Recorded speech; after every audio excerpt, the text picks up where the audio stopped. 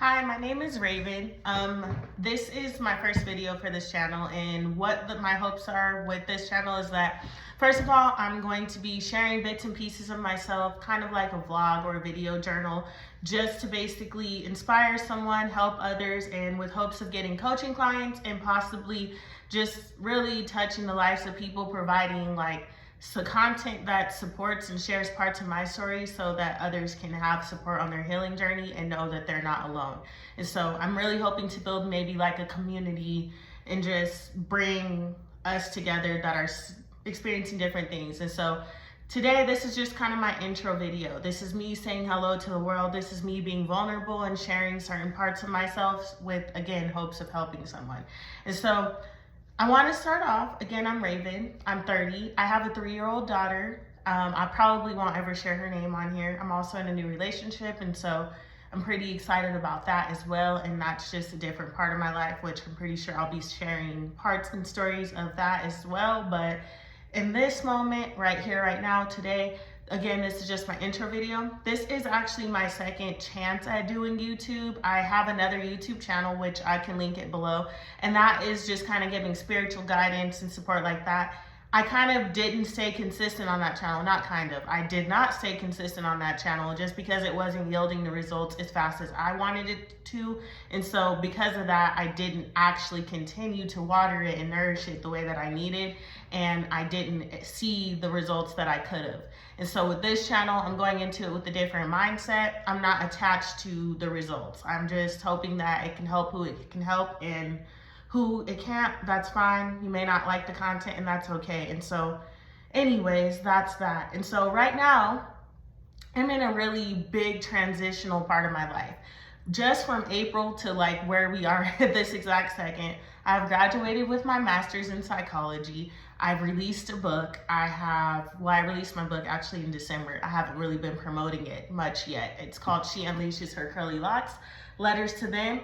And this is essentially a memoir where I took every person in my life most of the people in my life that made a significant impact, and I wrote letters explaining our story through my eyes. And so if you would like to purchase this, it is available at www.ravencarter.com. That's RAYVEN Carter.com. And so anyways, I've done that. I've entered into a new relationship, as I just mentioned. I have moved into a new place, area in my life, just moved all the way around.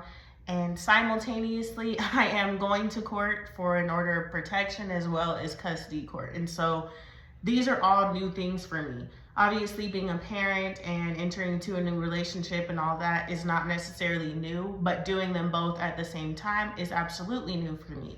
I've only ever been with my child's father since I had her, and so there's a lot of different challenges and things that I'm facing that I wasn't even aware would be a thing until I started walking in it.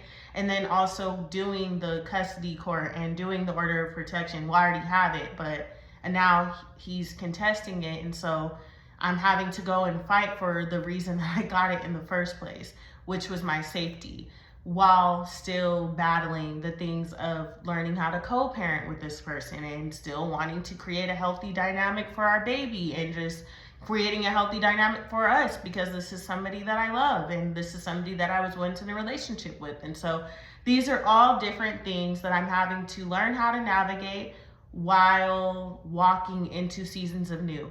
And so this first video, while it is an intro, that is kind of the message, and the theme of it is seasons of change.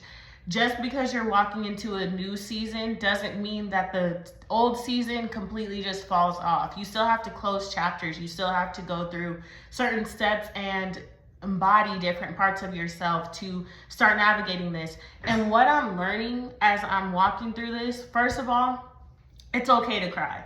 I cry very often, but not as often as you probably would imagine. And the reason I say that's because a lot of the things that I'm dealing with, my childhood kind of prepared me for this. I am a child of abandonment, a child of emotional abuse. So as I was saying, sorry, my alarm went off, but I'm literally walking into a new season while exiting an old one. And it's okay to feel afraid and nervous and just scared. And so what I was going to say about this though is that a lot of the things that I'm experiencing as far as like closing out the old season, these are things that were from my childhood, and my new relationships would come in and just be reflections of the healing that still needed to be done and the work that still needed to be done.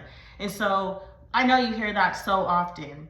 And I think that we don't really take the chance to even sit and think about that. Even people that have had normal or healthy childhoods attract things from their childhood. Rather, if it was they had a normal childhood, but sometimes, their dad wasn't very present, or he would not embrace or embody their emotions, they would attract a partner that does that. And I feel like we talk about it, but nobody really embraces it or explains how, like, the impacts of it, and the way that you will just kind of settle in something that's so comfortable to you because it's what you are from. Just because it's what you're from doesn't mean that it's right. Just because it's where you're from and what you're used to doesn't mean that you need to tolerate it. And so as I'm going through this order of protection and getting prepared for my court date, I'm literally having to go through my old phone records and stuff like that. And if you have ever been in this situation where you are having to essentially fight for your protection against someone that may be harassing you or stalking you or abusing you emotionally, physically, mentally, spiritually, whatever way that abuse is happening, if you have ever faced those things, then you know the turmoil and the torment it places on your mind and your body and your spirit, and you literally become tired from doing it.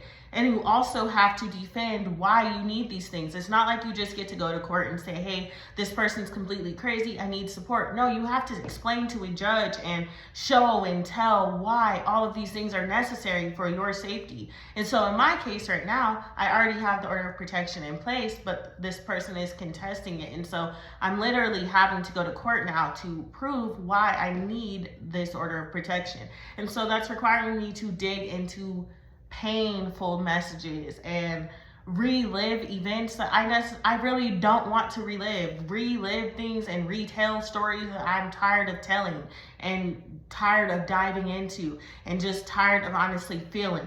But I know that this is all purposeful because there comes a time in your life where you cannot run from darkness. You cannot run from who you were or your past or even trauma and triggers and things like that. And so as I'm going through my phone records from freaking November, I'm literally seeing how I have tolerated harassment, not just from this individual, but from my family, like just across the board. I've grown accustomed to running from it or ignoring it with hopes that it just kind of goes away. And it does for momentarily, like it goes away for a second and then it comes back and it's just like, okay, here we are. We're back in it. We're going head first into this, and all right, they're doing it again. And then I ignore it. And so I've realized that I've allowed my phone ringing off the hook to become white noise. And I've learned to block numbers excessively because the people I deal with, I don't know who has dealt with these type of people, but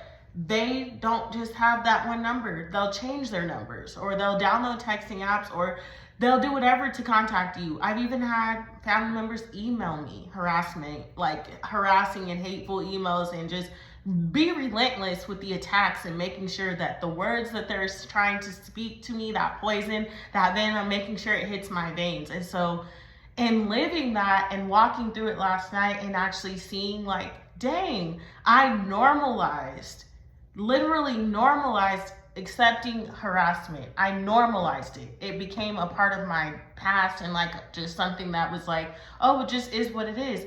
And you don't realize how much you're normalizing unacceptable behaviors and things that dim your light and cut your boundaries until you are entering into a season of change. And so as I'm walking into this season of change, I have this life over here now where I'm trying to embrace being an owner of a school, being an author, a published author, being a master, like a graduate. I graduated with my master's in psychology. I'm a first generation college graduate in my family. And so to do all of the things that I'm doing, and I'm now a PhD student, like I own multiple businesses. I'm doing all of these positive things and breaking chains off of me that I didn't know were even possible, while still accepting and acknowledging things from my past version of myself. So now that I've entered into a season of change, I'm seeing all of these areas where I've allowed so many people to continue to dim my light and not embrace all of this change that I have over here, because I've been accepting and numbing and allowing all of these things, ignoring all of these issues over here. And so when you are entering into a season of change, yes, you want to embrace and embody all of the newness, but you cannot run from your past. There's no more hiding. And that's what I've always done. I've run, I've numbed, I've hid, I've avoided, or I've shut my mouth. I've stayed quiet. I didn't even promote my book because I didn't want to piss people off. Literally wrote this whole thing, worked on it for 7 stinking years, but was afraid to promote it because it didn't get the response back from those that are in the book that I was hoping. And so I numbed and dimmed a light in a story that God told me to put out. And that is where you begin to serve 2 masters. And so that's a whole nother conversation for another day, but I have to touch on it because as you are walking into seasons of change, you can't serve 2 masters. So you can't serve old habits. You can't dim your light, but then ask God to put you in the spotlight, because he's going to put you where you asked to be. He's going to say, oh, you said you wanted to share your story. You can't ask to share the story, write it all out, type it all out, promote it, and do all of these things, but then be afraid, or not promote it, but you know what I mean? Put it out, make a commercial for it, everything, but then be afraid to show it because you got the past saying you have to stay in this box that we've put you in. You have to stay in this bubble. And so I'm running away from my past version of myself. That's all I've known how to do.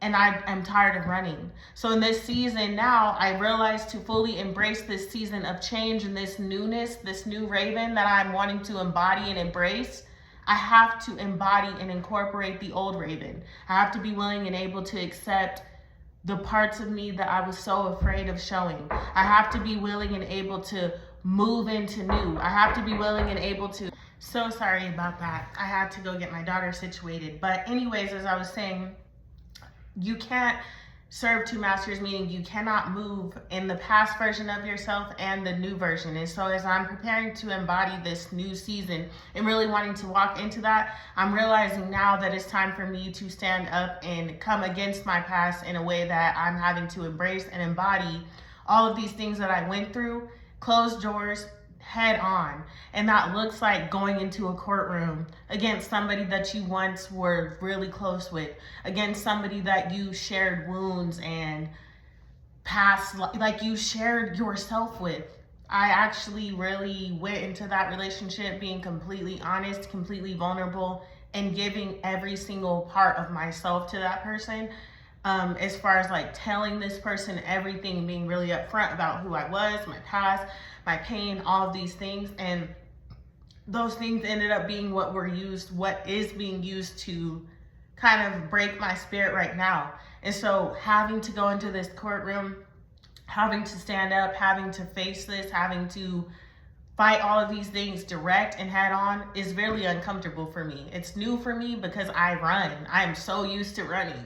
Even keeping my phone number the same and like dealing with those things, I thought that was my version of standing up and fighting. I was like, oh, well, because before I would just always change my number. I would just, if it started happening, I would just change it immediately and then give it to them after the storm's blown over. And so now I thought like keeping the number the same and just blocking them, it would work. But then the blocking just turned into them making new numbers and then emailing me and just social media or whatever. And so I changed my number again, but this time it wasn't to run. This time it was more of a sake of like, I've already set my boundaries that this is how and when and what you will say to me, and these are things that I will not accept. And so I'm not changing my number to run. I'm changing my number now for my own peace of mind, and I don't have to keep sitting and tolerating and allowing things. And so standing up and going into the courtroom is kind of the same thing for me, because I've never believed in these type of battles. And so having to do this stuff is making me, I feel empowered at the same time afraid, because it is my little girl fighting and standing up in a way that I never knew was possible. And so it's forcing me to step into a new sense of confidence that I didn't even know I had. And that's how you know when you begin to really walk and embrace the new season of yourself, God gives you strength and confidence that you didn't know was possible. And so yes, I am entering into a new season and I've already entered it, but I can't come, and I used to give this analogy a lot when I met my ex that I'm taking to court. I don't want to come into an all white house with muddy shoes. And I'm in this new season. And if I didn't close the door the right way, these doors, because it's more than one. If I didn't close these doors the right way, I'd be getting mud all over my new White House. And I don't want that. I want it to stay crisp and clear and clean, and with the Most High guiding every single step. And so as I'm preparing to walk into this all white house, I'm making sure I take my shoes off at the door with that mud. And matter of fact, I'm gonna throw them in the trash because I need brand new shoes. I don't even want those muddy ones anymore. But in order to do that, it looks like having to reread certain things that are being said about you, and knowing that that is a part of who I am, but that is not who I am. That does not define me. That does not define where I'm going. That does not define who I shall become. In fact, I am becoming those things because of those things, not in spite of. I am becoming who I am, and I am who I am because of those things, not in spite of. And so I'm really learning now to embrace and embody this by turning all of this pain and all of these attacks and all of this stuff, turning it into my purpose and really actually being driven by results. I think I seen this on a card yesterday. It said, I want to be driven by results, but fueled by passion. And so that's where my heart and my mind are. My passion, I'm being fueled by passion, but my passion comes from my pain. My passion comes from my past, because all of these things that have been made to dim me down and to shut me down and to shut me up, I don't want to be quiet anymore. I want to speak up. I want to speak out. And so going into this court on July 15th, I'm going into it with that attitude, and I'll be ready to record a video about it. And I'm not going to allow anyone to silence my journey, because I know that there's other people somewhere on the other side of the screen that are being silenced right now, that are feeling like they're alone in this right now, that are feeling like they are misunderstood, or that you're going crazy. Because there be some times where I fucking feel like I'm going crazy. You're not crazy. What they said is what they said. You felt every underlying hint of passive aggression in it because it was real. They're using your childhood trauma. They're using the secrets that you told them. Everything that you feel that they're trying to invalidate about yourself and it's making you feel crazy, you are not crazy. I promise you that, because it is real. And there are so many people that don't get to speak up, or they can't even share what they're going through to family members, because so many times, and I now am experiencing that, where somebody's like, you know, they're not meaning it in a harmful way, but why'd you stay? Or you dealt with this for so long, or you allowed this to go on for so long. You're right, I did, but it's because patterns of abuse are ingrained in your blood like a disease. Their patterns of abuse are ingrained in your DNA. Like, this goes back further than us. So yes, you will sit and stay in something, and it's not because you're stupid or because you feel like, oh my God, I'm weak, or any of that. In fact, you're strong. They're trying to make you weak. You're staying in it because it's all you know. You're staying in it because you become so familiar with the pain that it's like, I'd rather live with this, because when I'm fighting against it, this person still wins. You're staying with it because you kind of become a little bit hopeless. You start to wonder if you're even worthy of something different, because if all you know is abuse, then that's what you're going to think love is. That's what you're going to think is normal. And so many times you're quiet and you're staying in it and you're isolating yourself because you feel stupid. You're not. You're not stupid. You're not dumb. You're not worthless. You are nothing that they are planting into your body. You are nothing that they want you to see. You are not your past.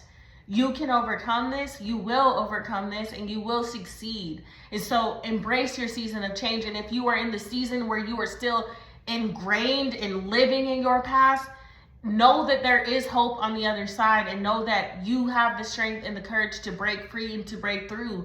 And if you want support with that, if you need anything, please, this is the channel that you found because God wants you to heal. I am available for all services, and I will have all my contact information in the description box down below. But I want to come on and I want to share messages of hope and testimonials and really spread joy. And so if you are in need of anything, contact me, www.ravencarter.com. Thank you so much for your time. Peace be upon you. Namaste. And God bless.